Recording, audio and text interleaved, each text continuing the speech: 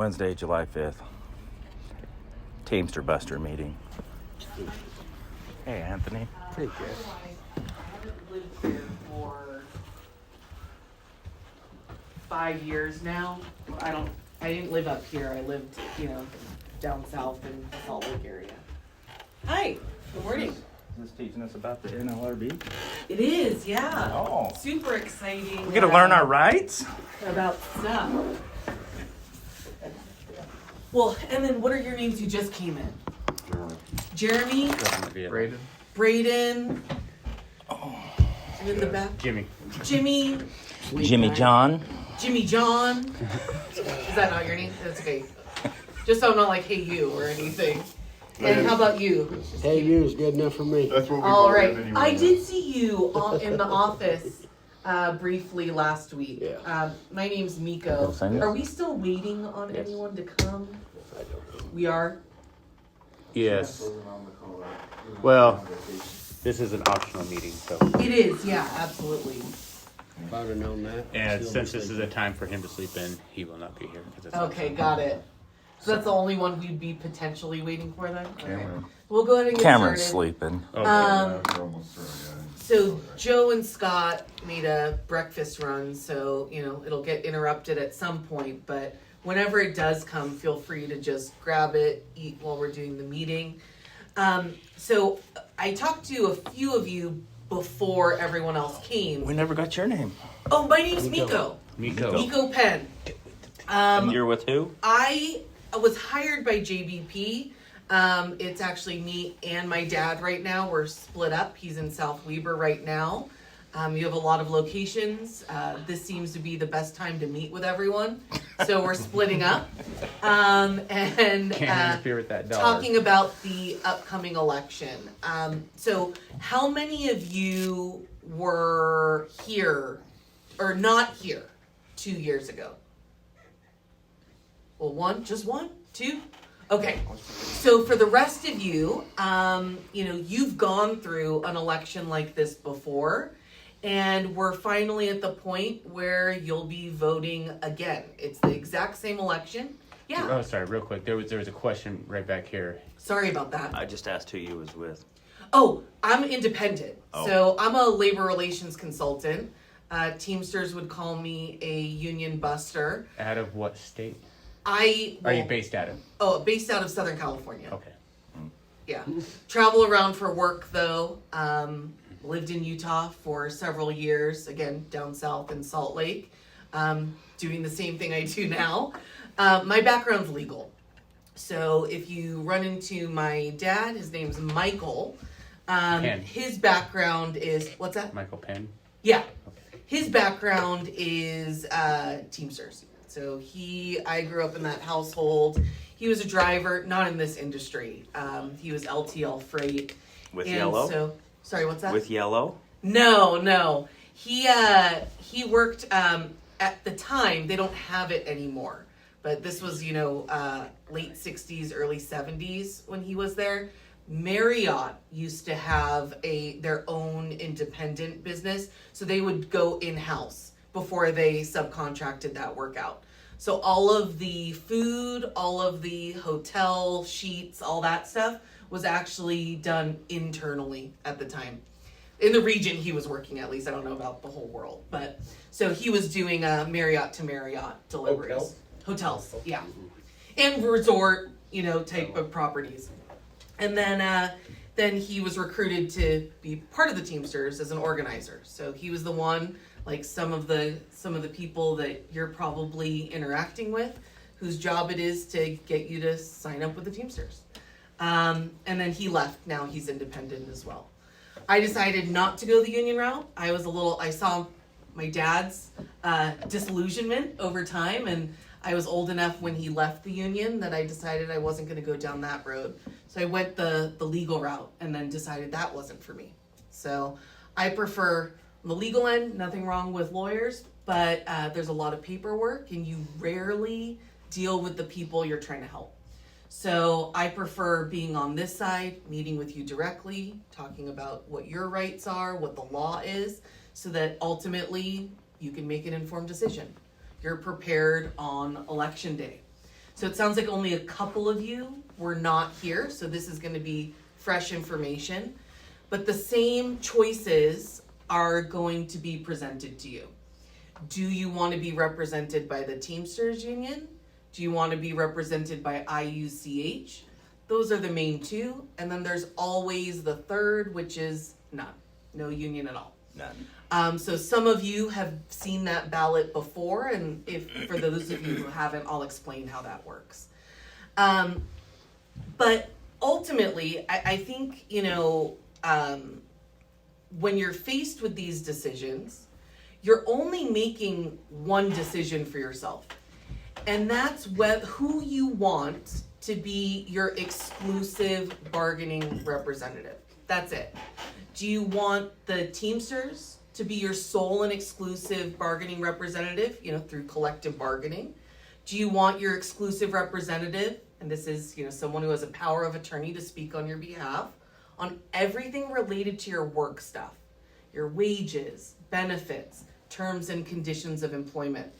Do you want that to be IUCH, or do you want it to be none? When you're selecting your exclusive bargaining representative, under federal law, when you're voting for a union to represent you, your employer is actually prohibited from dealing directly with you on those issues that I mentioned before: wages, benefits, terms and conditions of employment. So you know that right now. You're currently represented by IUCH. If there's something that comes up about your wages or benefits, you can't go directly to, let's say, Derek Pack or John Bramwell and say, hey, I think I deserve a raise for me personally. I work hard, I do this, right?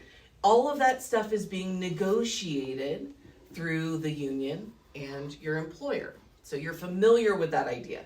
Now it's just the question is, who do you want to sit at the bargaining table on your behalf? So one of the things I suggest moving through this process is you're going to hear a lot of information. You're going to hear from the Teamsters Union or their supporters.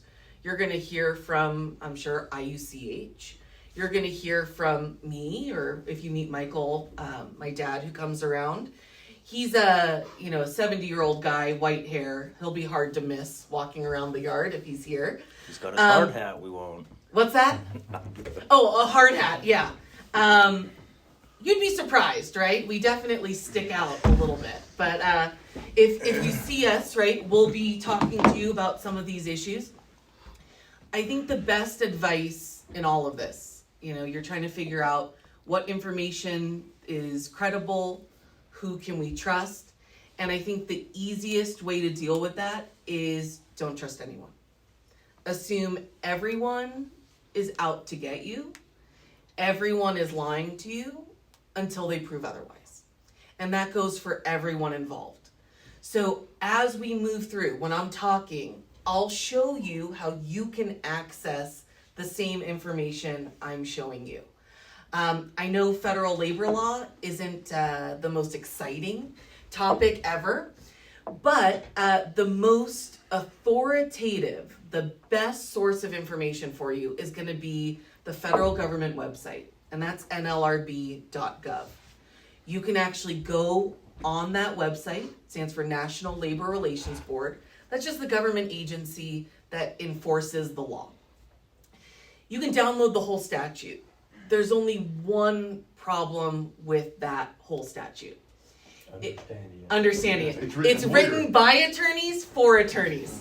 So that's which, if you're having trouble sleeping at night, might be a good way to get some deep sleep. But the good news is that the National Labor Relations Board, so the general counsel of the National Labor Relations Board, an attorney, writes a publication called The Basic Guide to the National Labor Relations Act. You can access it. It's a PDF document on the same website. It's not that basic. It's very thorough. It's still about, depending on how you print it out, 38 to 50 pages long. So it's very complete and thorough. It's a lot easier to understand, and I'll be showing you some of those sections so you'll get an idea of what that is. But those, I think, are the first starting places. If you're wondering what your rights are, what the union's rights are, what your employer's rights are, and what can be expected from this process, not only the election, but what does it mean to be represented? What are the unions allowed to do? What are they not allowed to do? Because there are some misunderstandings about what it actually means to be union represented. I've had several of these meetings already, and I'll kind of point out where those misunderstandings are.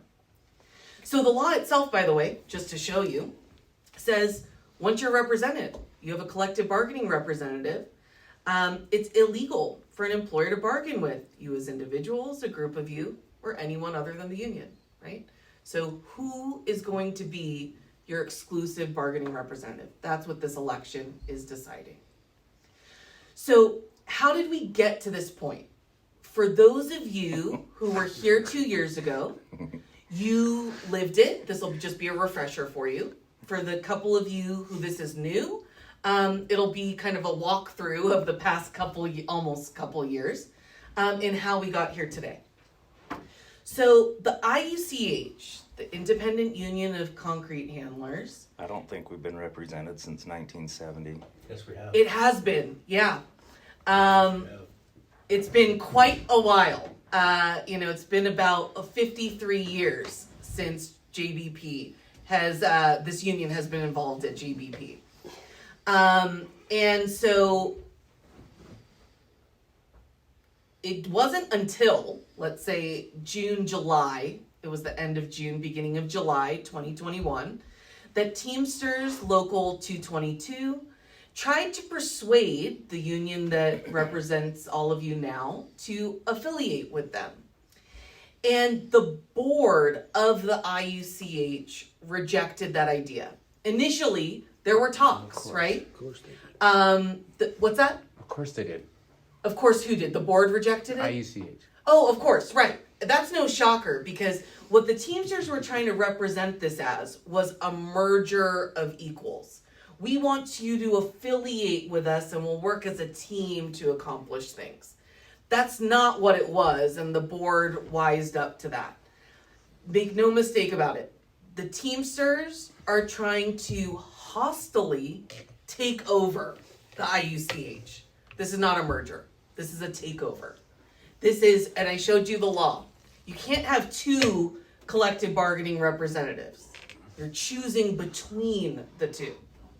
So the board did reject it, So right? you said a hostile Takeover. When did that happen? That was in June, July of 2021. And you were where? Me? I wasn't here Oh, okay, so during that time. someone told you this. No. This is fact, right? This is all stuff that's been discoverable and I'll get to it, how it was discoverable in NLRB government hearings that took place. And I'll get there in just a minute. There was a firm, by the way, that you probably met with a couple years ago. That wasn't me. So whoever was there at the time. that was stupid. That goes back to that whole illegal bullshit. Well, it's not illegal. To cause a hostile working environment. I don't know. Look, I don't know those people. I don't know what their approach was. It was hostile. I think you'll find Very. that I am Very hostile. very different. I think that might be why JBP was searching for another consultant group to meet with their employees. Obviously, word gets around very quickly. If some of you were complaining about those meetings, then they took it seriously, right? I'm not here to, be hostile. No, you're here to be a union buster. Look, you can call me whatever you want. No, that's how you introduce yourself. Well, that's what the Teamsters say, right? They don't like me very much. You can, whatever you call me, it doesn't matter. The ultimate thing I think that's most important is you can verify the information for yourself, right? That's really where we are today. So I'll tell you in a second, if you hang on, Jimmy, I'll get to why I know this information. So despite, the board rejecting the idea of this affiliation, the Teamsters and employees here held an unsanctioned vote, When I say unsanctioned, I say that because the National Labor Relations Board wasn't ensuring the validity of the results. They were not overseeing the election. They did not conduct the election. This was a private, unsanctioned vote. It was held a combination, from what I understand from other employees that I've met, via Facebook and via cards that were passed out on some of the job sites and plans. And apparently, in that unsanctioned vote, the Teamsters Union won this election, right? This unsanctioned election.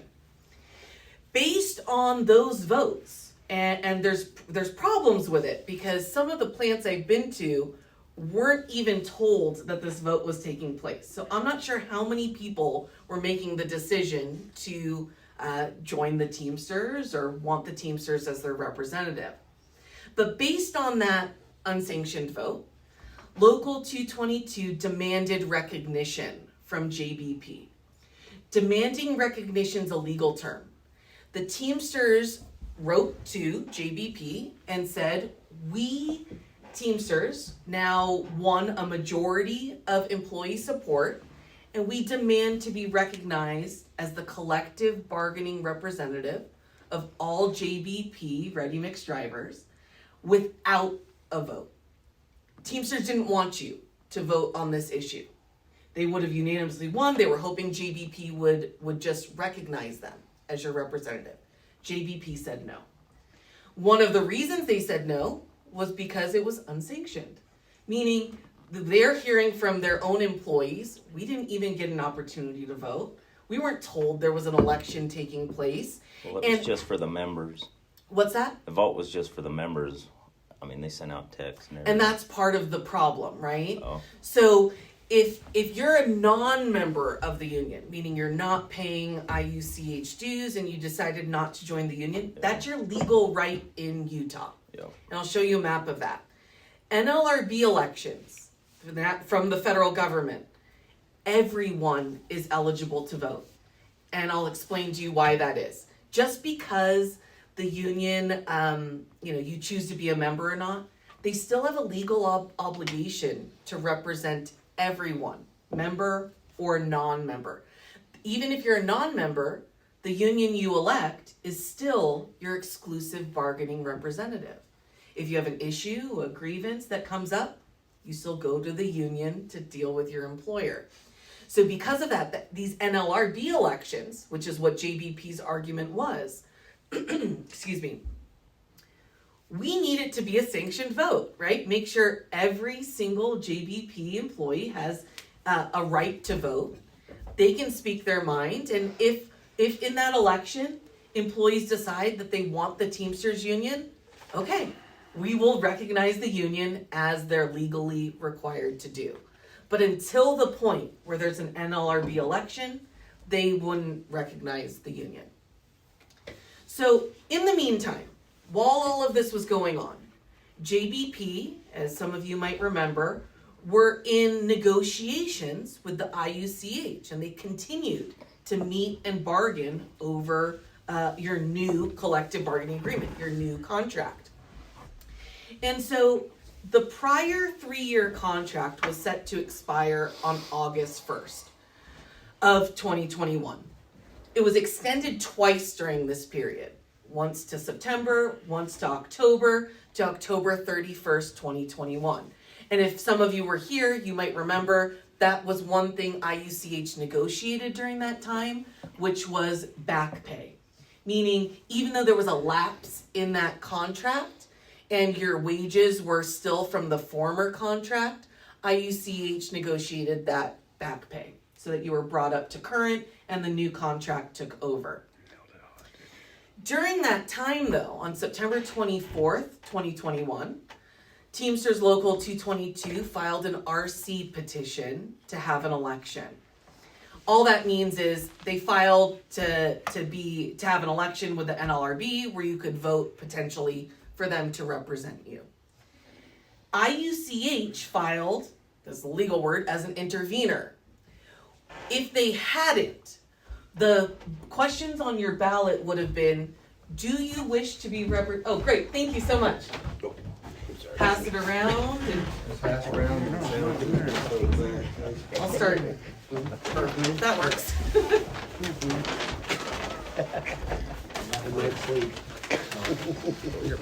Yeah, apparently. Ellipses with me. Jesus Christ. Take some to go after even. Gotta usually look it up alright, I guess. Scott and Joe bought us breakfast. Yeah. That was awfully nice of them. So while you pass that around, I'll keep going. But Jesus. so if IUCH did not file as an intervener, the question on your ballot almost 2 years ago would have been, do you wish to be represented by the Teamsters or no one? That would have been the question that you were posed with. So IUCH wanted an opportunity to be considered in the election, right? That's why you have the three choices. Teamsters, IUCH, or none. Ballots were mailed out. If you remember a couple years ago, not so much here in Utah, but the federal government was still pretty much on COVID lockdown. So they were not holding in-person elections. The problem now is we still will not have an in-person election. When there's a rerun election like this one is, and I'll explain why it's a rerun, it has to be conducted in the same manner and form as the original election. So even though the federal government is currently at other employers holding in-person elections, it can't happen here. So ballots will once again be mailed out to your homes. And you'll do it the same manner you did last time. For those of you who are new, I'll make sure to follow up with you so you know what that ballot looks like and all of that. So while this election was pending, Local 222 and its supporters filed 8 ULPs. That stands for unfair labor practice charges. 4 were filed against JBP. 4 were filed against IUCH. Now, by the way, currently, all By individuals, one. wasn't it? Sorry, what's that? Wasn't there individuals that filed against the IUC? That's what I mean. So Okay. because the Teamsters is the union on the ballot, and you're considering them to be your exclusive representative, they're the ones that are asking the government for an election. They actually are the ones that have to support these ULPs to be filed, right? It's associated under the same case number. Oh, But yes, its supporters were the ones that were the basis of the charges that against Teamsters IUC. filed on their behalf. Gotcha. Yeah. Okay. So all but one was dismissed by the board outright, meaning they found no basis for the allegations, but one stuck against JBP where they said, look, let's see the election results to see if it's even a problem, right? And it turned out to be a problem because IUCH won the election by about a 2-1 margin. 193 of you voted for the IUCH, 68 voted for Local 222, and 1 voted for no union at all. Thank you. Now, because of those election results, based on those charges they filed against JBP and IUCH, Teamsters Local 222 filed objections to the election. Ultimately, what they're saying to the government is, look, it wasn't a fair election, right? The reason why IUCH won this and we lost was because of all this alleged illegal activity. So JBP, instead of litigating those charges, said, let's just hold a rerun election, right? You can just see if employees are, how they really feel, respect their decision. Let's do that as soon as possible. Because of that one pending charge, the federal government said no. They said, now that it's filed, we have to investigate this one charge moving forward. And they've been litigating for almost 2 years, right? Investigation itself, by the way, took over a year. at which point almost all of the charges were dismissed except that one, right, that I just talked about. So now that the one was going to potentially trial, going to hearing, JVP said again, well, why don't we just rerun the election, right? That's one of the options you have when there are pending unfair labor practice charges. And the Teamsters said, yeah, let's do it. Let's rerun the election. So even though JVP offered 2 years ago to rerun the election, the Teamsters, right, wanted to litigate it. And now you end up at the same result. That's how we ended up here today. Jimmy, I told you I'd come back to how I know this stuff.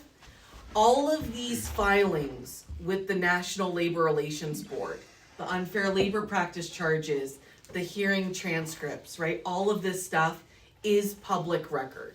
Right. There's a timeline that's involved, and that's where I'm getting these pieces of information. That's fine. The motivation of why everyone did that, you'd have to talk to the parties, right? I just know the transcript and the dates and the timeline of why we ended up here. Right, but you mentioned, your thing about a fair election. This doesn't make it a fair election. And You're already intervening, that's the whole thing. I'm intervening? Yeah. How? Well, the company hires you to come in, sit down, and talk to us. Sure. Now, the company will not let Teamsters come in and talk. Right. So therefore, that is unfair. No matter how you word it, one is paid by Jack B. Parsons to come in to turn the minds and the mindset to stay IUCH and don't go Teamsters. When they do not allow Teamsters to come in, like let's just say, hey, there's going to be a union buster meeting, 5 o'clock in the morning, nobody's getting paid. How many drivers think they're going to show up? Not many. We're here for the hour and the free food. Yeah. That's what I'm here for at least. Sure. But see, the thing is if they allocated time to say, hey, listen, the Teamsters are going to be in 5 o'clock in the morning, nobody's getting paid, they're going to be at the construction building. I think that would be a fair election. But right now, it's not a fair election. So, according to, all of this process is, I think you'll start recognizing as I move through some other pieces of information, is that the law isn't fair. Well, I know the law's Right. not fair. It's not. But don't say it's not fair about election. equality. You can't say fair election when right now it's not a fair election. So the National Labor Relations Board allows these meetings to take place. The reason why is because your employer has, rights, right, which you can view in the National Labor Relations Act. They prefer, right? They do not, as a company, they do not feel like the Teamsters would be in the best interest of you as employees or them. They would prefer you vote for IUCH, but it's not up to them. It's up to you. You have a right to choose who you want to represent you. Right. How is that not fair? Right? For those of you, the Teamsters will reach out to you directly and have, right? Many, I can't say per individual, but to many of you have reached out in meetings and flyers and emails and text messages and phone calls on job sites, on, even places they're not legally allowed to be, they've shown up, right? So your company isn't going to make a plea to the Teamsters when they don't feel like it's in their best interest. You have a right to make whatever decision you want. If you're upset about it, you can vote for the Teamsters out of spite, right? I'm Teamster. I am a Teamster. Okay. So this is the thing Well, you're not here. If you're saying you're a Teamster, you're getting paid by the Teamsters to be here? I'm vested, and my vestment's running out. Okay. Okay, so the thing is no, what took place last year, what some of these guys, they don't know, they didn't see it, is, no, Parsons literally bully you into not going to Teamsters. They brought in last year and just nothing but lies about the Teamsters. And the thing is that nobody, the Teamsters wasn't there to back their plate. So they made all these accusations, right? But they weren't able to back the plate. And to this day, even this year, there's a proclamation that went out. That's actually inside of our break room. Okay, once again, you're going to support Teamsters? It's almost your job. That's illegal. Your job? That's that notice that's posted in the break room is not by JB Parsons. That was by the National Labor Relations Board. That's why that posting's there. That will actually come down when you get an election date and there will be a notice of election that's put up. That's the government's language. That's not JVP's. To have this rerun election, they were legally required to do that You're posting. the one that told me that. What? So here's the deal, Jimmy. Ultimately, whether you're for the Teamsters, against the Teamsters, for IUCH, against IUCH, upset about people like me being here last time, you have a chance to rerun this thing. You have a chance to speak your mind. You have an opportunity to vote your conscience and whatever you'd like to do this time around. If that's Yeah, Teamsters, that's your choice. If Oh, it's I wasn't- IUCH, it's your choice. I If thought it's you were talking none, about a year it's ago. your choice. Oh, no. But I'm telling you, I'm showing you facts here, which I can't speak to what happened before. You can verify this. You can say they're lies, but this is the law, and I showed you how to look it up. So in this election, the way these work is the union that gets a simple majority, 50% plus one vote, of those who actually show up to vote wins the election. So I don't have the exact number of eligible employees yet.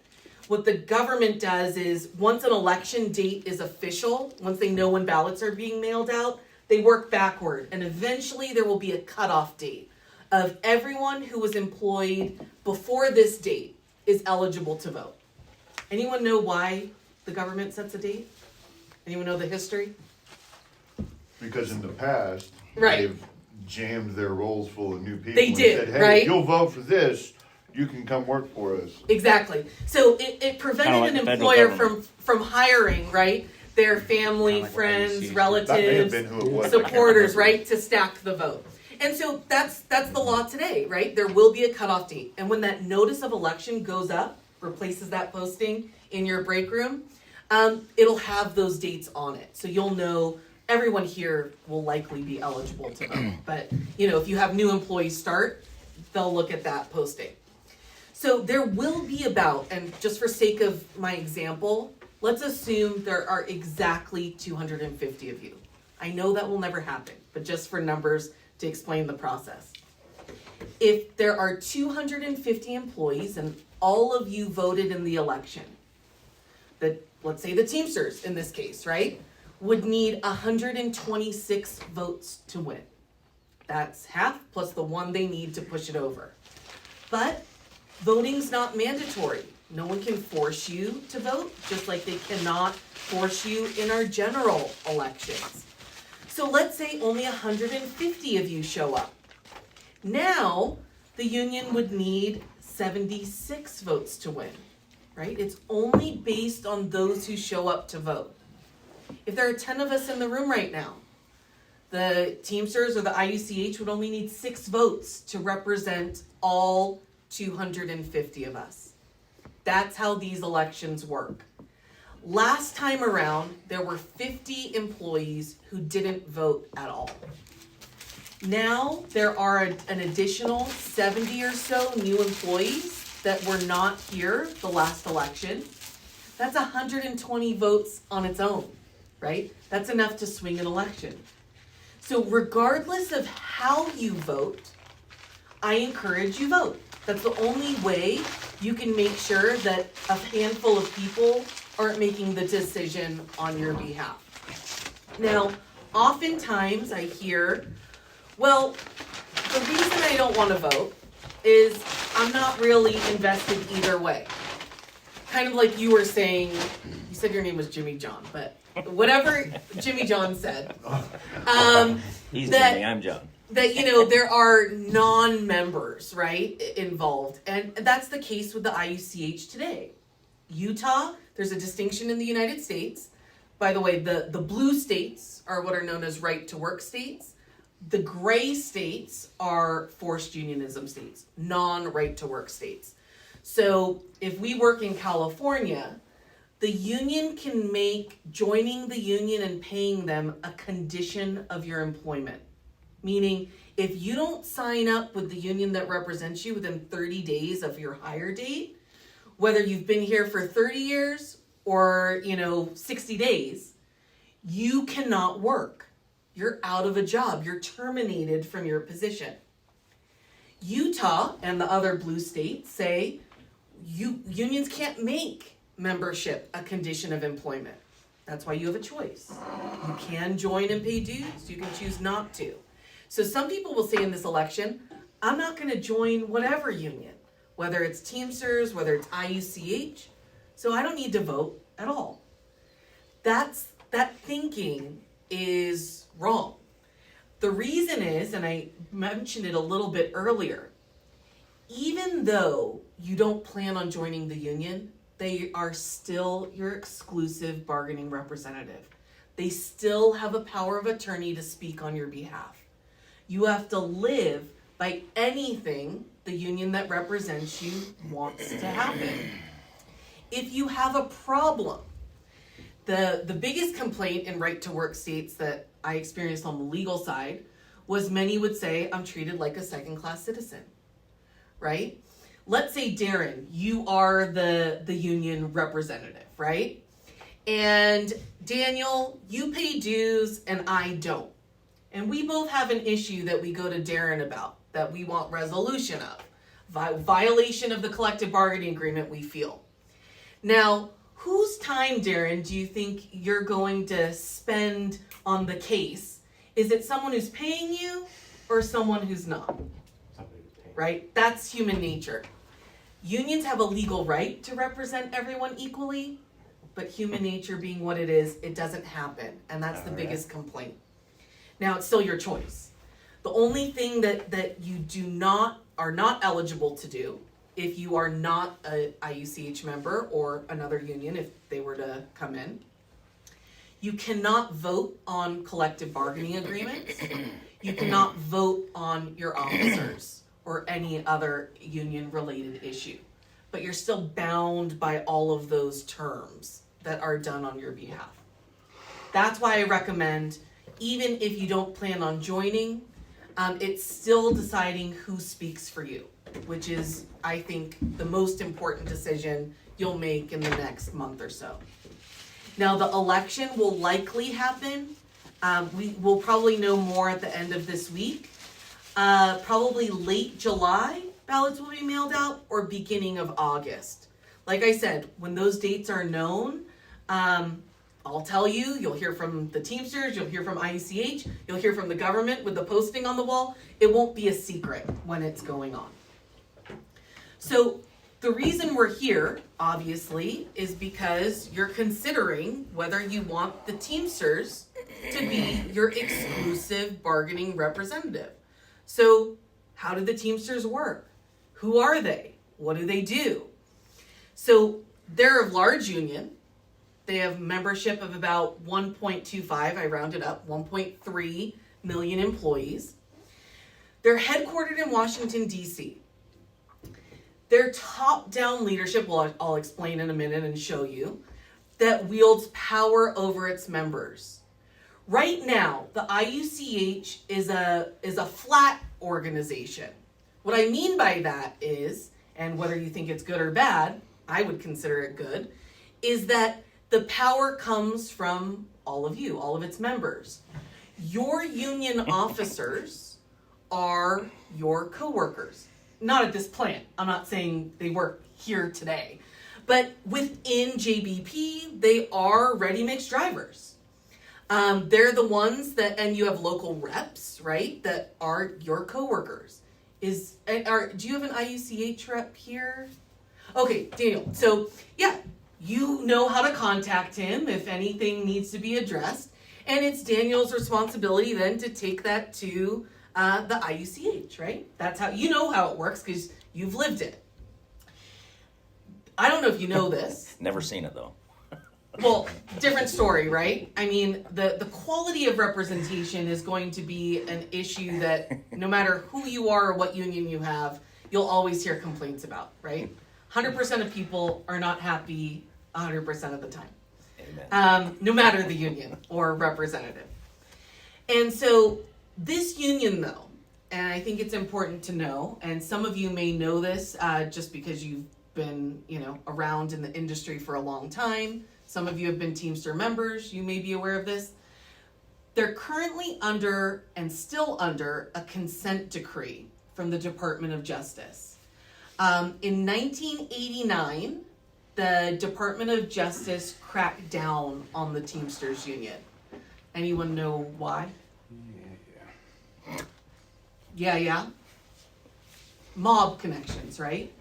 It was run by the mob. And there was a RICO statute, right? The racketeering statute that they were brought up on charges with. Same with the CIA. They were actually at a point where they would have CIA been is the mob. completely inoperable, right? If they continued with that behavior. So in 1989, the Department of Justice said, look, Teamsters, if you want to continue operating, you're going to have to be under judicial oversight. Meaning the Department of Justice requires that the Teamsters have what's known as an IRB, an internal review board. They have to pay for judges, federal judges, lawyers, people at the Department of Justice to monitor their corruption. Who do you think pays for that, by the way? Our tax dollars. No, it's Teamster members Wait, pay for it. are they nonprofit? Teamsters are, all unions are technically nonprofit. Gee, the last people told us no. No, they are a nonprofit, as are most unions. However, just because you're nonprofit in name doesn't mean you don't make a profit. And you can see that from their financials. I go to Sometimes church. they'll say your dues are, because it's a nonprofit, your dues are refundable. All of you, and I can't guarantee because I don't have access to your taxes, but most of you will be ineligible for that rebate. Meaning at tax time, it'll say, do you pay union dues? Did you have health care extraordinary expenses? Did you have child care expenses, right? And you have this bucket that's put on. But all of you most likely make too much to qualify for that exemption, even if you itemize your deductions.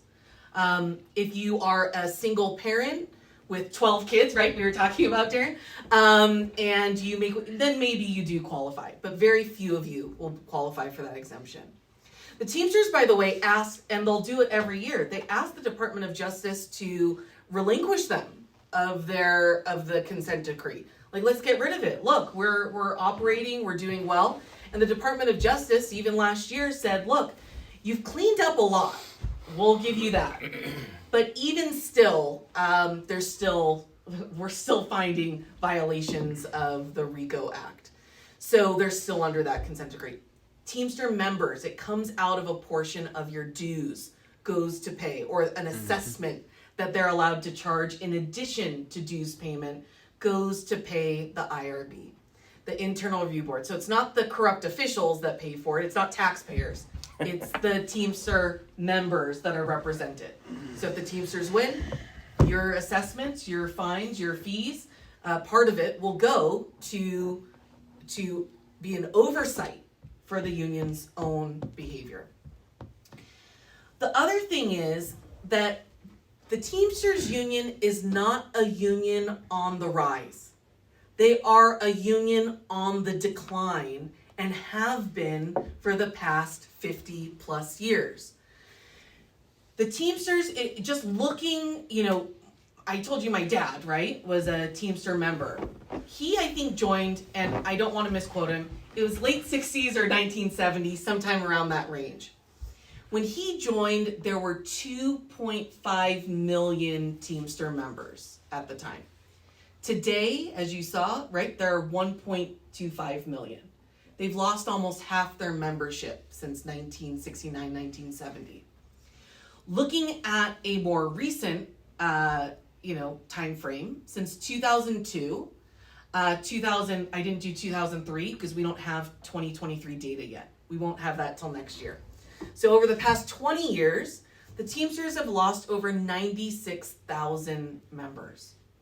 Now, over that same period, the U.S. population has risen by 50 million, or 17.25%. Now, as many of you might know, who's the Teamsters' largest account?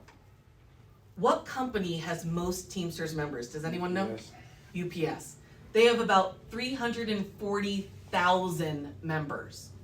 So almost 30% of the entire Teamsters are employees that work for UPS.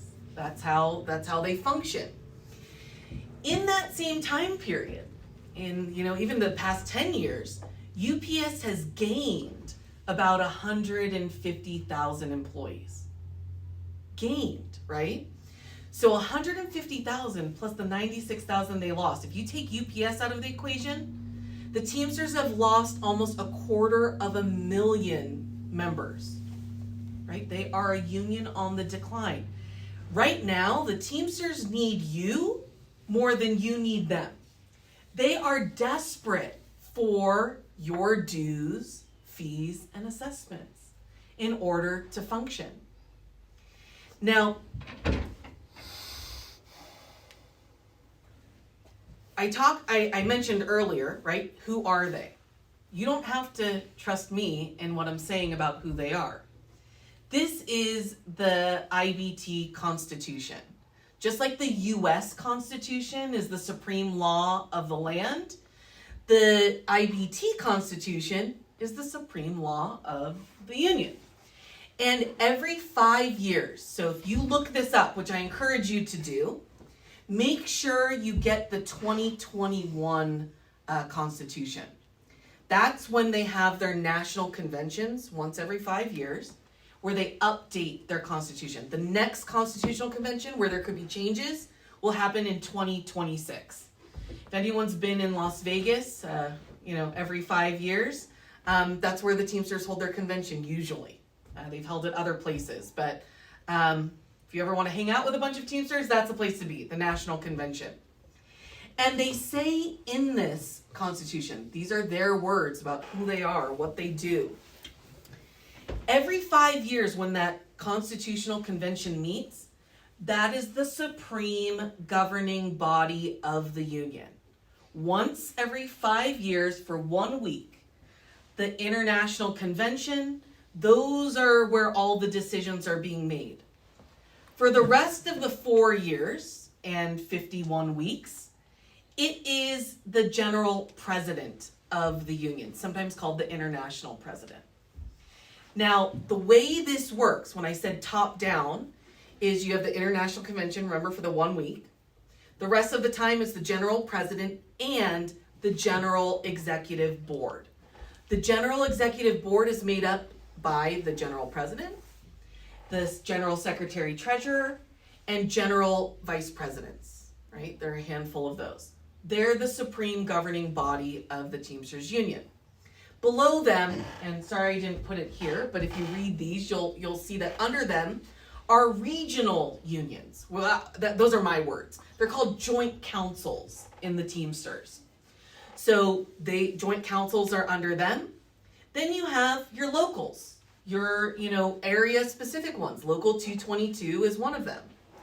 Then you have your shop stewards, who, by the way, are your co-workers. They are like, your IUCH reps are. The shop stewards work very much in the same way. They're one of your co-workers. And then below that is the rest of everyone else, all the members. And power flows from the top down. Meaning, let's say you as members make a decision, right? Let's work the other way. And your shop steward's on board with that, takes that to the local union. You could have a very supportive local president in Local 222 that really takes up your issues up the chain to the joint council. But at each step, your decisions can be overridden. So your decisions as members can be overridden by your shop steward. Your shop steward's decisions can be overridden by the local union. The local union suggestions can be reversed by the joint council. And the joint council's decisions can be overruled by the general president and general executive board, right? At no point are members actually making the true decisions that impact them, right? Unless the body above you agrees with what you're saying. And that's how it works here. Right, you're union represented now, right? I mean, there are ways that, and by the way, Teamsters are run like a company, right? Yeah, of course. If I said to you now that JBP allows employees to make all the decisions for the company, you'd laugh at me, right? Teamsters are no different. The Teamsters don't let the tail wag the dog here. It's run like a business. It's the same way. Now, power flows from the top down, but the money flows from the bottom up. That's where it's unlike a business. Because even though JBP, right, arguably, power flows from the top down. There's no, I don't think anyone would fight with that statement. But the money also flows from the top down, meaning JBP pays you to work here. You don't pay them to have employment here. The Teamsters Union, money flows from the bottom up. You as members have, dues, fees, assessments, and fines that are, the union's allowed to collect. The local unions pay a per capita tax, meaning they pay a percentage of each of your dues up the chain, right? Until that gets to the overall international Teamsters revenue. Power flows from the top down. Money in the union flows from the bottom up. Now, remember that general convention, right? The once every 5 years, that's the supreme governing body. That's where decisions are made with the union. What are we going to do for the next 5 years? How do we want to function as a union? And are we going to make changes to our constitution? Though that's where the decisions are made. And you as members get to elect delegates that attend that convention. But once they get to the convention, the delegates, you can give them a list of all the things you want them to do and vote on, right? We want you to vote yes for this, no for that. This is going to impact us. We want to do this. Your delegates are not bound to follow instructions of their local unions relative to their voting. They can get strong-armed, by the international joint council, other delegates at that convention. They are not bound to follow your directions. You pay them thinking, okay, you have to follow our vote. They're not required to do that per Teamster Constitution rules. Now, the general president has the authority to make decisions, not its members or joint councils or local unions or shop stewards or anyone else. The general president has the authority to interpret the Constitution and laws of the International Union, including the authority to interpret bylaws of subordinate bodies and decide all questions of law thereunder. Between meetings of the General Executive Board, the general president shall have authority to settle and determine disputes submitted by joint councils, those are grievances, right, or local unions or members. The general president makes all the decisions with the General Executive Board. It would be like our President of the United States not only having his function, right, but also being like the Supreme Court Justice of, the U.S. Supreme I Court. think she means theoretically, Right. not the actual guy. I know, you talk about this shit. Never mind. Theoretically, the actual guy. Oh, we're not Joe Biden fans. Yeah. Oh, I see. Yeah. Whoever is in the role of the president, and you know what? That's it. The interesting part of all that is, who do you think's a huge contributor to the Biden campaign? That's a low blow. What's that? Nothing, go ahead. Low blow. It's a factual statement. Who cares? Well, you're the one that brought it up. I didn't bring it up. You literally just said it. You said you All I are said not a was I'm fan of the tuned out. Biden administration, I said right? He said that. Yeah. Sorry about that. Yeah. So that is one of the elements, right? Where you can look at this. If you want to align yourself. So does Apple. Absolutely. Everyone I does don't it. spend money on Apple. But- either. Right, so Look at that laptop, is what he's If saying. you want to buy a phone, That's what he's saying. Look at the Apple computer. absolutely. Look So- at Walmart. so Your Target. Apple's a bigger All these contributor than big you. But I'm giant not asking cocksuckers. Apple to be my exclusive I'm just bargaining that's what I'm saying. representative That's what I'm saying to is control that's a my. low blow.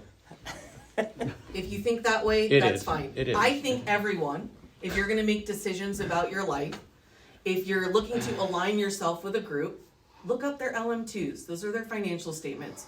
Who do they contribute to? What causes do they contribute to? Where are they spending your money?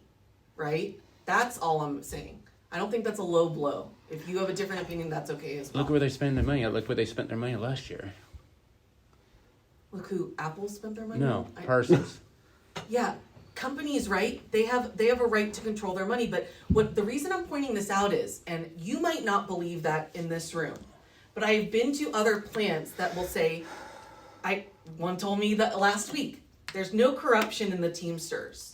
Every other union there is, but not in the Teamsters. The Teamsters didn't get a bailout for their pension with the COVID relief plan. Okay, well, you're talking to an idiot. But everybody That's got bailed that's the out. whole It's not, thing. I don't Listen, think it's an idiot. I think Your bank's people no, got don't bailed he out. know was an what you idiot. don't know. He was an GM idiot. Motors When got if he bailed said there's out. no corruption in the Teamsters, he's an idiot. Right. Okay, because So yes, I'm there just is saying there there is are- there is corruption in the Teamsters. There's corruption in Jack B. Parsons. There's corruption in IUCH. There's corruption in everything. No one walks a straight line. So saying that there's corruption here when Not here. and not here, that's just hypocrisy. That's stupid. That's why he's saying it's like it's such a low blow. Oh, did you know that they give big time to the Democratic Party? Yeah, so does you may everything not- else does. You may know That's that. the I'm whole telling thing. you. There are voters, right, that I think in order to be truly informed need to know a lot of information. Well, yes. This is just scratching the surface, right? Oh my I'm gosh. showing you I'd much rather have the company, like get us some new equipment than pay you. that different bucket, right? And, No. and It you was don't one control point- how was it one JBP point- spends their money. I don't control how they spend their money. I understand that. You're a business. You're a capitalist. It's like hey, they're paying you to be here. I mean, you'd be stupid to turn down the job. Well, not only do you have to be 1.3 qualified to million. do It's the job. $1.3 million. Right. That's what they paid the last group. I have no idea what they paid the last group. $1.3 wish million. I We negotiated literally that just for told me. you $1.3 million. I don't think they paid the group, by the way. And They- those figures won't be available yet in financial filings. But where I think most of Tens. that money went would be to lawyers.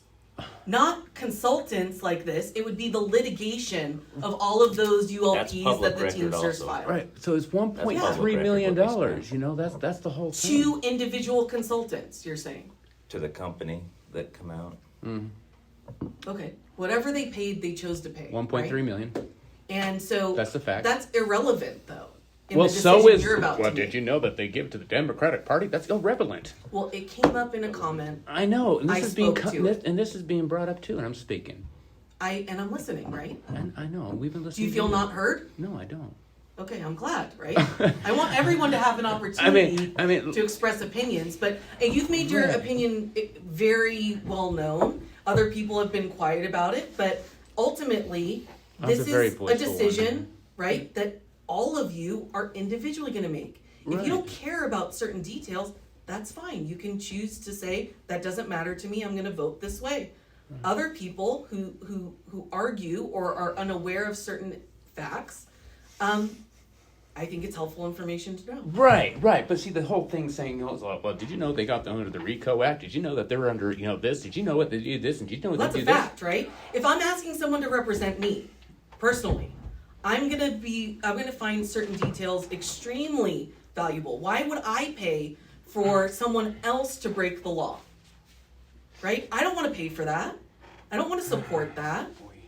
Right? That's I all understand. personal this. decisions. I'm not mad at you or anything. No, I like get that. it, know. I I get get it. this. This is your job. This is what you're here to do. You're literally paid to do what you're doing right now. That's cool. And maybe I'm just the Right, the but one guy. if you notice, I'm not making, this isn't like Miko Penn's, hour of random right. information, No, right? no. So I'm glad you are aware of the Teamster rules and constitution and abreast of all current events, but other co-workers, especially in general, Utah is not a union-heavy state. Many of you have former union experience. Many of you do not, right? And so this is just information. Whether you find it valuable, that's up to you. If you don't find it valuable, then show up to vote and vote your conscience, right? And you don't have to be here. I'm not handcuffing you to the chair, right? I already stated why I was here to begin with. Okay, so that's fine. We all make decisions, right? The general president of this union, and I mentioned this before, and there are several, right? They keep hammering you over the head with the information, with their own words. Does not operate in the best interest of its members. It operates in the best interest of the institution, of the international union. And not only can they remove, by the way, sorry, I forgot to mention this, if any subordinate body doesn't follow the general president and general executive board's requirements or what they want to accomplish, they can actually remove their charter. What that means is you could have a very, very proactive local union leader. Your local union president could be I don't know, by the way, I don't know the president personally. So let's just assume, for sake of argument, that the local 222 president is truly working in your best interest of its members. That's what the local 222 president does.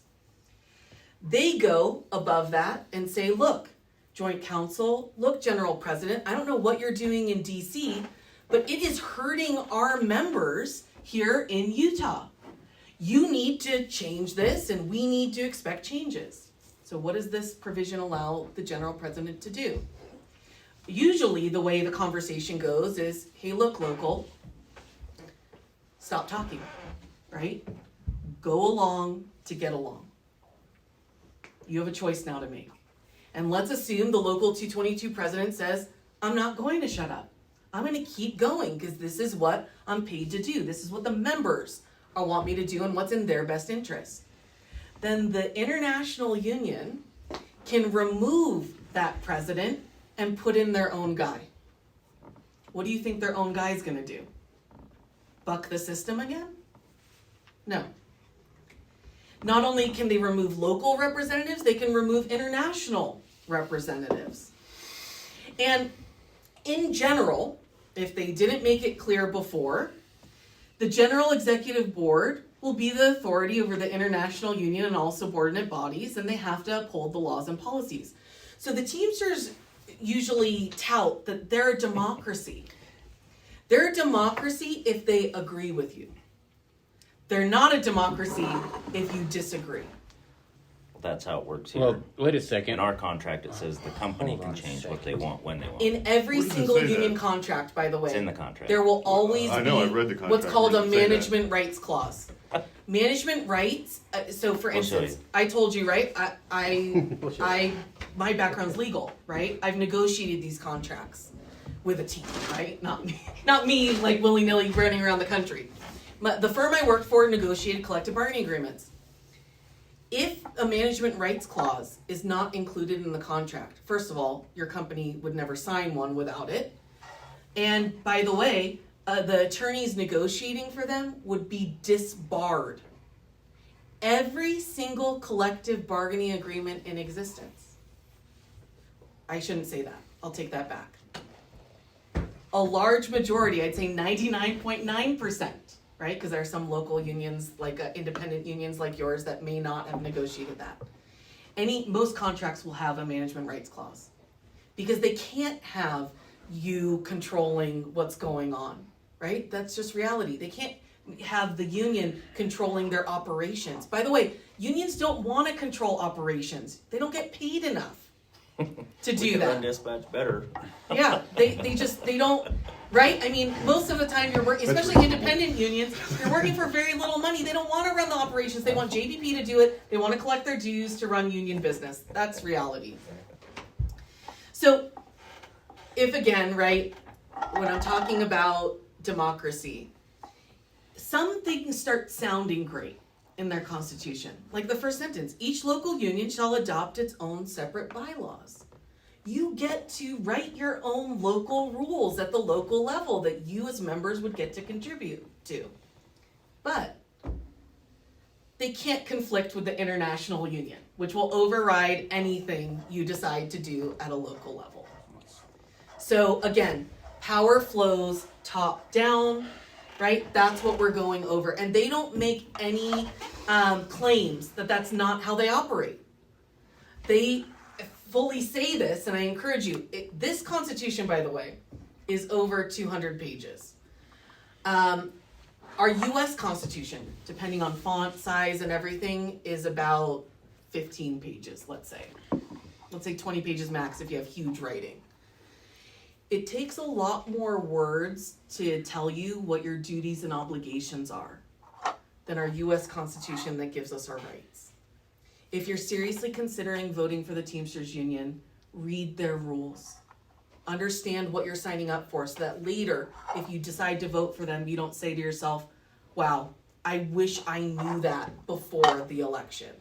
I wish I knew that's how it worked. Go in with your eyes wide open.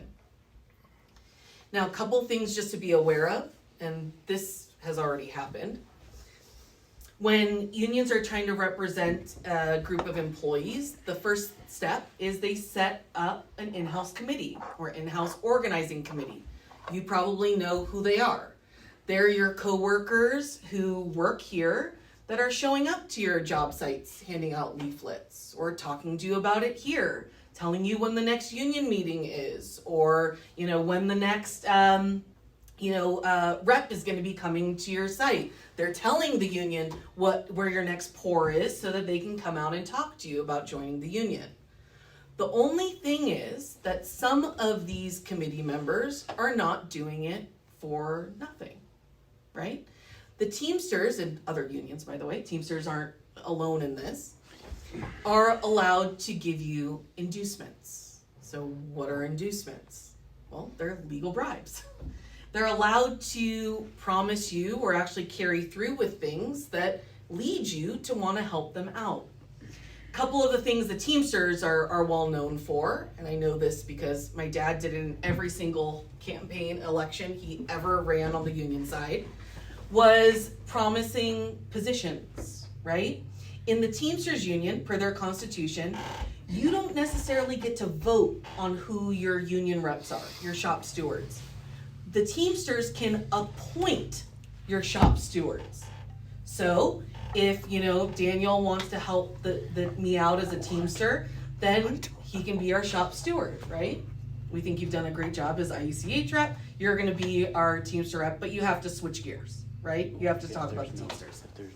The other thing is they have the ability to waive dues, and that just makes financial sense from a very practical standpoint.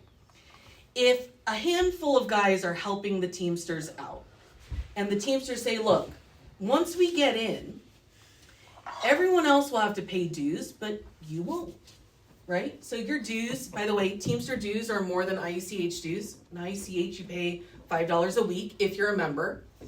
Teamster dues are 2.5 times your hourly rate. So most of you will pay about $80 or so a month. If you are a full-fledged ready-mix driver, if you're an apprentice, then you'll pay 85% of that, right? It's based on your hourly rate. So that's a lot of money per year. And they say, look, if you help us out, we'll waive those dues. You don't have to pay us. Do you want me to shut the door? Anyone? Does it matter? Okay. If you do, feel free to let me know or close it. So that is pocket change for the union. In one 3-year contract, meaning if the Teamsters are voted in, they negotiate a collective bargaining agreement. In one 3-year agreement, they're collecting approximately $80 per person. That's about $750,000, $750,000 over 3 years. With fees, fines, assessments, it's about $1 million. About, right? So now, what does it harm the union if they waive 5 people's dues? $5,000. So they were going to make $750,000. Let's even say they waive 10 people's dues. They make $730,000, right? And it's free. It's free work, meaning they're not agreeing to pay that up front. They're saying if you do a great job and do the legwork, then when we're in, we'll forgive those payments. It just makes sense to do. So you may run into some of these folks around here. Salting, very common. That's when a union paid representative comes and applies for a job here. And they do this in mass, meaning we'll get a bunch of Teamsters that are on Teamster payroll. And they're going to go apply for a job at JBP or anywhere else they're trying to organize. And once they get a job, they have full access because JBP will not pay Teamsters to have a meeting here. But now if they work with you, they have full access to you. They can talk about, union stuff like, hey, did you know that if you vote for the Teamsters, you're going to get a pension that's fully funded? Did you know that if you vote for the Teamsters, you're going to get free health care, right? That's the people you normally hear it from, and it's legal. It's So just be aware of that. Also, that's where Talking that about came from. promises, those are some of the promises I've From a been plant. hearing going to plants, right? About pensions, about free health care, about more money, right? And other things. The union is allowed to make those promises, even if they're false, to workers that they're trying to organize. That's weird. Unions can promise wage increases and better benefits during an election campaign, even though they have no power to guarantee those things. Because those promises are considered part of an election. Pre-election propaganda. We already know that's just propaganda. Unions can tell employees that this is propaganda. Yeah. Well, look at the case citations, right? No, it's just you're just going off of what you put on your screen. So. Well, this is current law, right? I check every single morning to make sure that none of these cases are overruled or there's not new current federal labor, which does happen. These are long existing law, and it's always been the case. It hasn't changed since, the first one was decided in 1970. These, by the way, are judges' words. These aren't my words or clippings. You can go and look at these citations, pull up the exact case I'm looking at, and you will find this information there. From This is 1932, unions- you said? No, this one, I think this one's from Shirlington Supermarkets from about 1970. Current law. That's a little old. It's not old. That's what every single case that's come after it is relied on. Okay. In the law, there's precedent, right? Once the precedent's set, every case you'll see will cite this case. That's why I use those cases. If I came up with something that's just law today, they're still going to cite that case. That's how it works. Oh, yeah, I remember that. And you'll see case citations that go back that far. My brother's The thing. unions are treated Oh, we like got figured politicians, out right? this Those are the laws that apply. If a politician's running for office, doesn't mean that all the words coming out of their mouth are true, right? They have to make promises to get elected. But once they're elected, do all of those promises come true? No, and you're just expected to know that of union representatives. Unions can tell employees that if the union wins the election, they can make more money, even if it's not true. Because employees don't. generally understand that a union cannot automatically obtain benefits by winning an election. They have to attempt to achieve them through the collective bargaining I process. think the 222 says that. And the NLRB, this is the government, will permit unions to issue misleading campaign propaganda. The government allows the unions to lie to you because the NLRB doesn't think employees are naive enough to believe all they're told in the course of a union election campaign. That's just campaigning. Lies are legal, right? They're That's why I say verify all this stuff. They do that today. I mean, it doesn't matter what union or political or Right. non-union. It's just that's a daily occurrence. Yeah. Right, That's so the verify what they're telling you. Everywhere. It's everywhere. The Not just union's the promising right now, right? And you No. can see how this is true. More money, No. better benefits, No. greater job security. Well, more better employees. benefits. Well, you know how I know all of this? Because it's from their own flyer. They're I'm gonna promising say, I've you been told every this one direct of those stuff, things right? by the guys coming So- around. For instance, let's look at the left side here. It's against the law not to not negotiate in good faith. That is a true statement. Once a representative has been elected or designated, the company and the union, whoever that is, must negotiate in good faith. That's how it is now with the IUCH. That's how it would be with the Teamsters. What Parsons has already proposed will be the starting point for the Teamsters. Now, here's where they get really crafty with language, where this is a blatant false promise. It's against the law for Parsons to take away pay, benefits, or change working conditions that already exist. What they missed is, at the end of that, if there's a current agreement in place. They purposely want you to think that with the Teamsters, what you have now is guaranteed, and you can only go up from here. That is not the law. Meaning, while you have a current collective bargaining agreement, let's say it's for 3 years, right? And at year 2, you're expecting a raise in year 3. And JBP comes and says, you know what? I know we negotiated that year 3, increase, but we're actually going to cut pay now. That would be illegal. But if there's no contract, and by the way, there will be no contract if the Teamsters are voted in. They will be negotiating a first-time agreement. Everything's on the table. Which they always put that out on the table, just so you know. Always put what out on the table? When they came in and talked to IUCH last time, they're saying, well, if you like your contract, let's fix your contract because the IUCH contract Well, is stupid. because that was already in existence and was renegotiated. Right, but they didn't Teamsters promise are anything. negotiating. They're not using the IUCH contract as a starting point. Anytime negotiations start, everything that's not legally guaranteed by law is at risk. That's how negotiations work. So you can't go under minimum wage. You can't waive OSHA or health and safety, occupational hazard stuff. That's okay. You can't waive workers' comp. Those things are guaranteed. But you could end up with more than you have now. That's always a possibility. You could end up with the same you have now, or you could end up with less.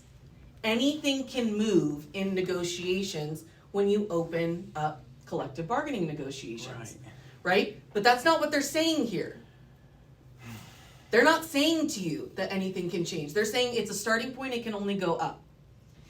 They're talking about the pension and the health and welfare fund, right? And that's been pretty consistent across the board. This is not guaranteed. The pension, the health and welfare is not a right of Teamster membership. Right. It has to be negotiated. Right. So one thing to be aware of is, CRH, there's Staker Parsons, CRH, right? The worldwide company that owns all of you. That company has several Teamster agreements throughout the country, in Canada, and I don't know if they have any contracts in Mexico, but throughout the world. Not one of those contracts has the Teamster pension or Teamster health and welfare plan. They have the same exact benefits and health care that you do. Same 401k, same health benefit package. Exactly the same. Now, I can't tell you what would happen if the Teamsters get in now and start Where negotiating. would we look that up to verify? What's that? Where would we look that information up to verify it? I can try to get a printout for you. Well, a website or? Well, the international website's a little elusive, right? So I'm talking about what you said with the CRH's current. That's what I'm saying. I'd have to talk to CRH to get a printout of those Oh. agreements so that you can actually see that. Meaning, every collective bargaining agreement is private between the parties. Oh, So gotcha. I'm relying on information that was told to me, but it seems really silly to lie about something like that. Well, never mind. So what I'm saying is, I'm not saying that Well, won't we happen can't. We here. don't trust anybody, right? So how do Yeah, we know? I that's agree, true? and I'll write myself a note to follow up with you on that information. Okay. I'd like to see I it. would just say, Yeah, look, we just absolutely. Get with Grant. Ask the Grant Teamsters. pull up- Actually do it the reverse, right? Right, You have that's what I was Teamster just saying reps. is, Ask the Teamster reps to show you the contracts with CRH companies that have that pension. Well, one of my best friends works over at Geneva, and he's told me how it is. So Well, that's not a new contract, by the way. And Geneva's not CRH. That's a totally different Right. I company. know. I'm just By the way, comparing. Geneva does I'm just have- comparing. Well, most contracts, by the way, that are Geneva's contract, I don't know off the top of my head, 30, 40 years old. That's when it was first negotiated. Every other negotiation after that's been a renegotiation. that's Back how then- it works. Yeah, back then, many employers were agreeing to the Teamster pension and health and welfare. That was something that, by the way, in these negotiations, it's not your dues that pay for that. It's not the Teamsters that pay for that. The union has to convince your employer to pay for that. And at that time, in Yeah. the 70s, 60s, 50s, 40s, that was a common thing for employers to agree to. If you look at any contract, by the way, in the Teamster contract in the past 10 years or so, narrow it down. Very few New are contracts, agreeing. is that what you're saying?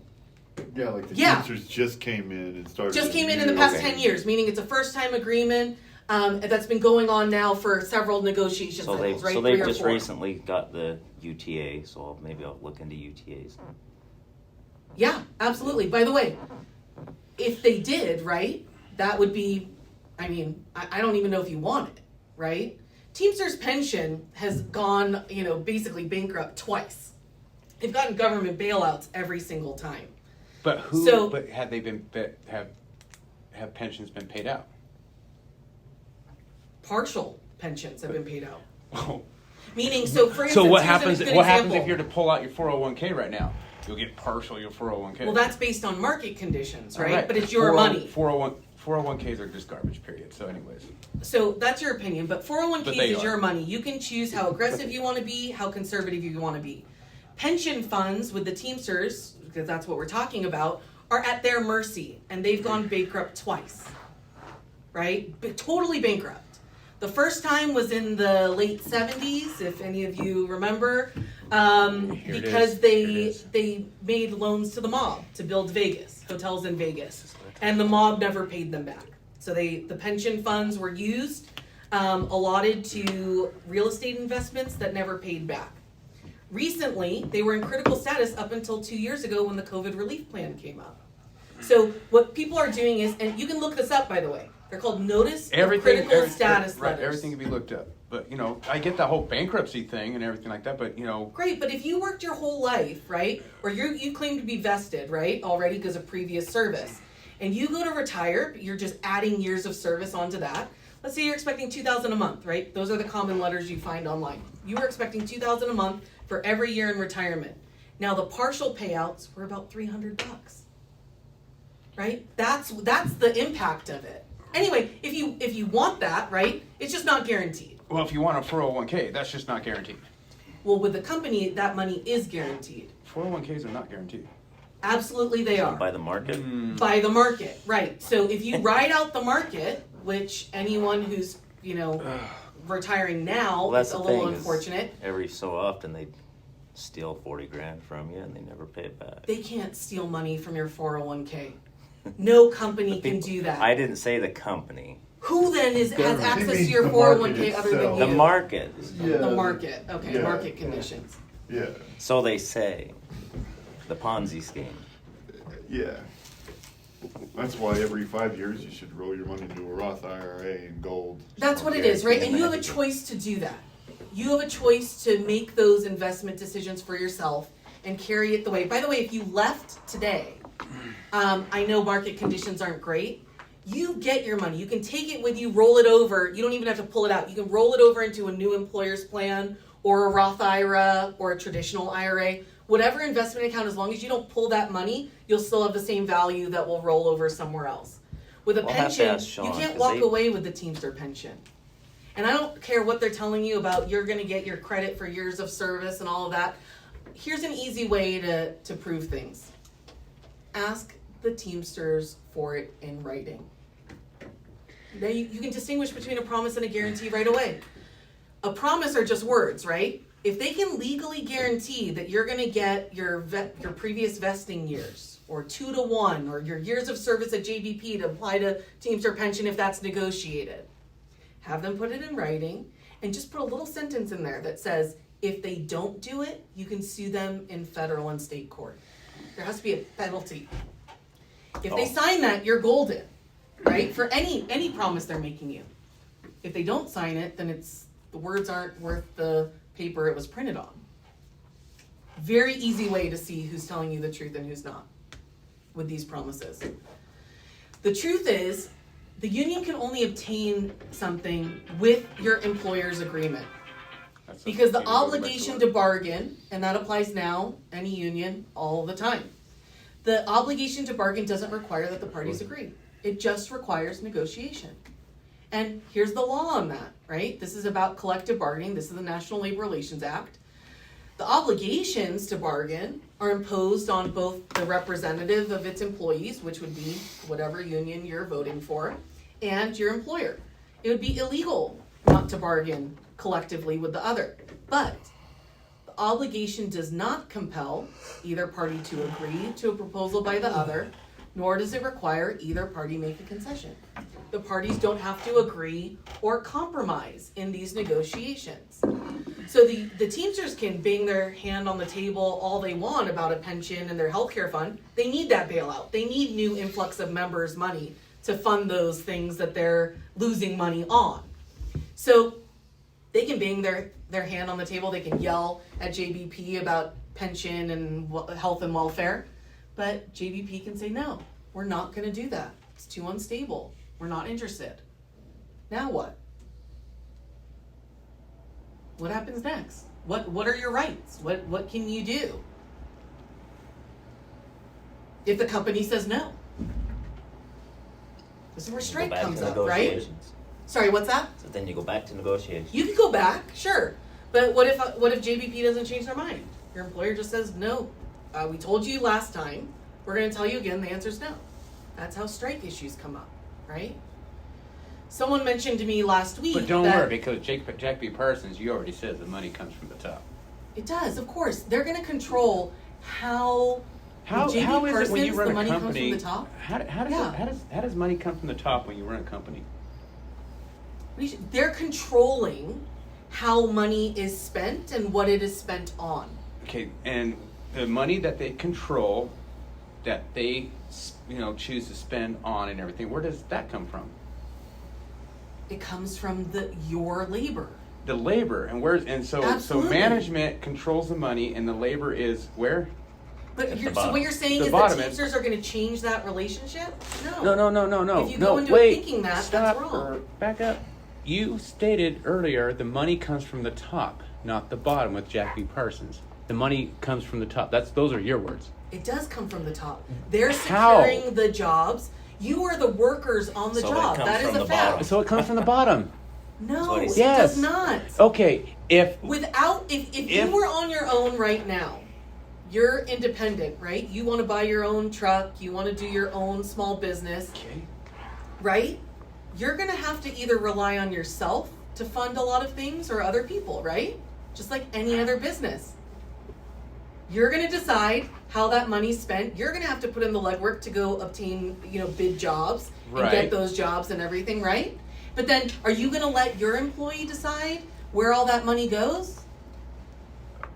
That's not reality. It is No, reality. you don't. It is. Then I suggest you do that, Okay. right? That's how you This see is it. what I do.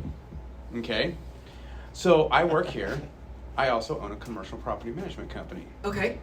I have no idea why you think this money comes from the top. Yes, from the They bottom. control. From the bottom, okay? From the bottom, I have clients that come in and they rent out spaces, okay? Now they're going to run their business and everything. These are the bottom people, and they're going to be paying into the property. The properties, everything gets funneled up and it goes up to top management. Wait, before you go into this long explanation, just for the sake of time, you can stay after and talk to me about this. I do have a few things to get through, and I know some people want to go. I'm more than happy to hear you out and listen to your other business, but that doesn't apply here. So what I'm saying is, if you believe okay, that the long story Teamsters are long, going to change that relationship long where story JVP isn't long story controlling the short. money. Long story short, if tomorrow not a single employee walked through that gate, what would happen to Parsons? Yeah, that's your right to do.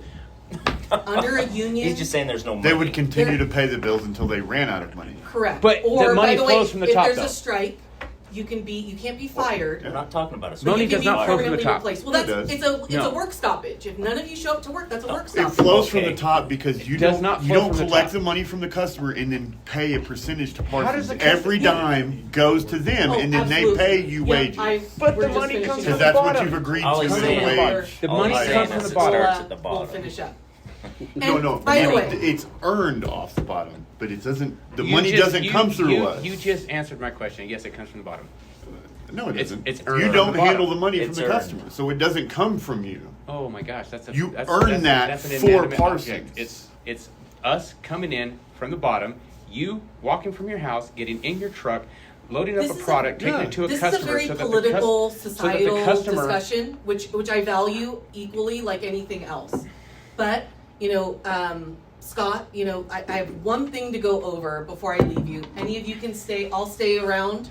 I'll be back, right? So we can talk through some of these issues more in the future when we have the benefit of time. But one thing, right? Let's say that that's the way you want the world to be, and the Teamsters are going to change and throw everything up on its head and change everything about JBP, right? You truly believe that. And it doesn't happen. Can you kick them out? Sure. You can make a change with the Teamsters, just like any other union, but there are rules in place, and I encourage you to look this up in the National Labor Relations Act. You only have a 30-day window before contract expiration every 3 years, and the Teamsters union can make it harder. Attempts to decertify, to kick the Teamsters out, violate their rules. They specifically say you cannot secede, you cannot remove yourself from the union. If they find out that you're trying to, gathering signatures, trying to get an election, they can charge you, put you on trial, and discipline you. It's internal charges, so it's not state or federal court. It is their own internal court system, their trial. Now, who do you think's making those decisions? They are, right? They already brought you up on charges. They know exactly how the trial is going to come out. You're not entitled to an attorney or anyone to represent you. You are entitled to have one of your coworkers defend you in the trial, as long as they weren't part of the deal of trying to kick the union out either. They have to be in good standing. So how do you think they're going to represent you? This is where it's happened in general, right? This is just an example. I'll blow it up so you can see it. This particular employee, as you see, he was trying to file a decertification petition to decertify, was banned from the union indefinitely and imposed a fine of $5,000. Per the union's rules, they will collect on this all the time. Their rules allow them to go to court if you don't pay the fine, because your first reaction if you're brought up on charges and a fine is F you, right? I'm not paying you. And the Teamsters go, no, F you. We're taking you to court. And then you have to pay interest, legal fees, and all of that. But their constitution allows them to do this. That's why when I said it's not just dues that you're responsible for. Fees, fines, assessments. That's where this all falls in. Because if you kick them out successfully, then they lose that revenue stream. You are an account to them, right? A door into Staker Parsons, other drivers, dump truck drivers, whoever, right? CRH, other CRH companies.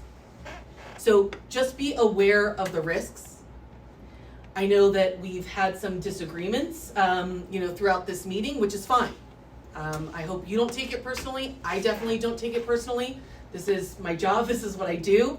On the legal side, it was even uglier. But I do value your time being here. Like I said, you saw Scott come in. I really have to let you go. I'll hang out for a few minutes, clean up. I also have to bring stuff to my car. So I'll be here for a while if you want to stick around.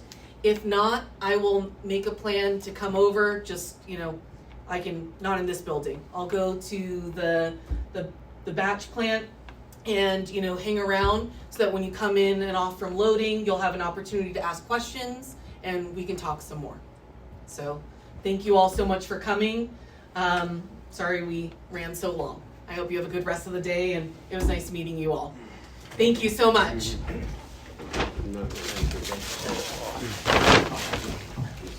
Absolutely, yeah, and even if, like I said, even if it's not today, I can make sure, do you have any days off next week or anything? I can actually, you work tomorrow? You're trying to do a date or what? What time do you normally come in, like 5? 4? Earlier than 5, okay. I have a meeting tomorrow in Park City at 5. Are you here in the afternoon, like you come in and out at some point? Okay, so I'll hit you up in the next couple weeks. Oh, that. Yeah, absolutely. No. Take some to go, for sure. You got some? Okay. You guys as well, by the So way. this is the after meeting. Now let's trash talk the Now let's trash IUCH. talk. So Well, here, I've heard a lot of stuff. so here's the thing. Like, and I'm sorry if I'm like really like, because what Jack B. Parsons did last year, 100%. Yeah.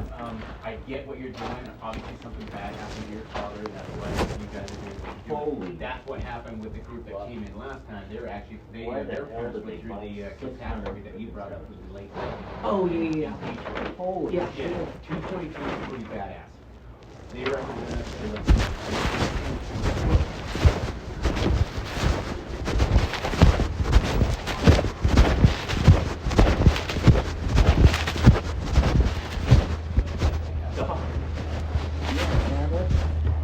There's a box of like 200 in there. What about your brother? Kate mentioned something about a screen that was going to be coming down soon. Yeah. Something dragging.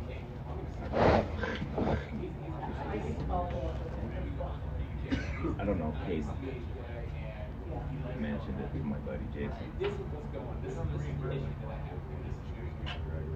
No. Mhm. And then you gotta do mileage. Yeah. Jack B. Parsons. It's not fair. No, I'm on my motorcycle. Probably just set it over there with that other cones over there. Stand it up and I know it's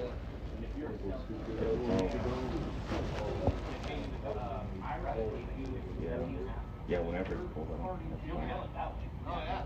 Cool. That'd be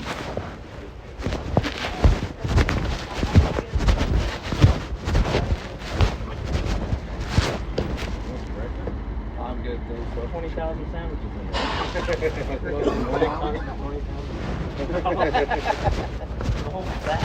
That's never been.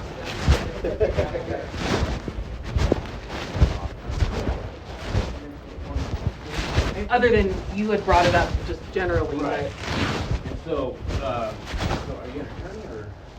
Former, so I no longer practice. Okay, and I love to debate. I honestly, you're gonna have me. Don't worry, I don't hold any grudges. Yeah, We're gonna yell no, at each and other. by the way, I don't take it personally.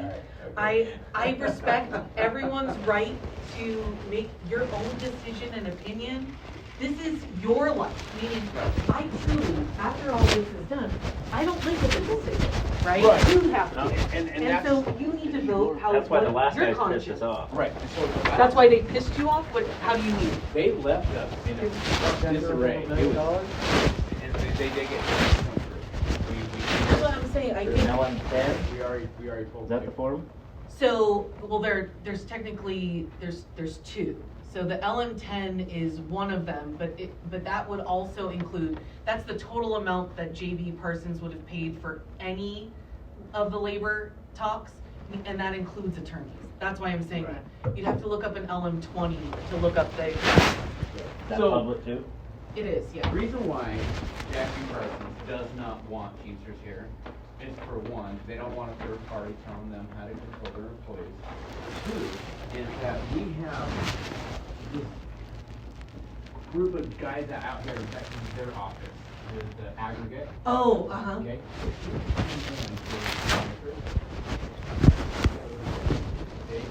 They're all Oh, sure. coming in. And so the thing is that Parsons, Parsons, CRA, will now have to up their pay.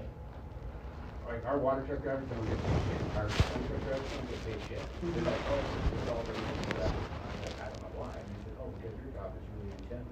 And I was like, Well, I was actually surprised, by the way, that, when I got involved, that it wasn't all drivers. And that's not fair. And that's why we want Teamsters here, to make it fair, because Jackie Parsons is not fair to the employees. Like I said. Well, before they got bought out. Someone it had was. said, and you can correct me if I'm wrong, someone had said that IUCH approached not only the other drivers here, but also even I found out, like, there's one in Cedar, one in Parks, but they operate under a different name, Western Rock. You might know them. They said IUCH, at least one of the reps, right? So take it for what it's worth, said that they had approached other drivers and other Staker Parsons owned businesses and tried to really boost up the IUCH membership, so that they could really. Trying to get Pocatello. Is that what it was? Been trying Okay. that for 20 years. You know, that- Parsons, okay, so Parsons allowed IUCA to assault, bully, and harass those who oppose. They allowed this, There was no reprimand. Right. okay? Did you complain about it, by the Oh, way, yeah. to HR or? I had the director, Okay. me personally, I got assaulted, okay? This was last time, right? Yeah, I got physically assaulted. Oh, man. Okay, like to where I actually dropped my stuff down and I was getting ready to fight like, 7 people at once, because I got surrounded. I sat in with my head honcho boss and the director of HR, and I said, I'm not asking for anybody's job, but an example needs to be made, somebody needs to be reprimanded. And if you don't, you're just a piece of shit, period. Never happened. We had Teamsters Nobody. show up in Kaysville and talk. IUCH grabbed a hose and sprayed down one of the guys. I did hear about that one. Right, but that's still assault, you know, whether you like the guy or not, cannot be assaulted. Parsons condones it. They just totally allow this guy. We had a driver assaulted by a contractor and they didn't do anything about it. Right. Well, that's not something Well, that's bad I PR. condone. And I can, I by the know. way, I can, Right. obviously, not mentioning names, not mentioning certain. But- scenarios, but just the idea that, you know, that behavior is being tolerated. There's that a shouldn't driver be. this year that was told that if you're promoting Teamsters, you will be fired. That's what I That's- brought up. That's illegal. That's what he was. You're right, you're 100% right. So who, what, but, well, no, if it was a driver though, drivers have rights, right? Meaning you have a right to say whatever you want, doesn't make it so. But that person didn't do anything. What do you mean? So, I mean, somebody approached him, he said hi, and what about his work? Mm. So, So If the driver's talking, right?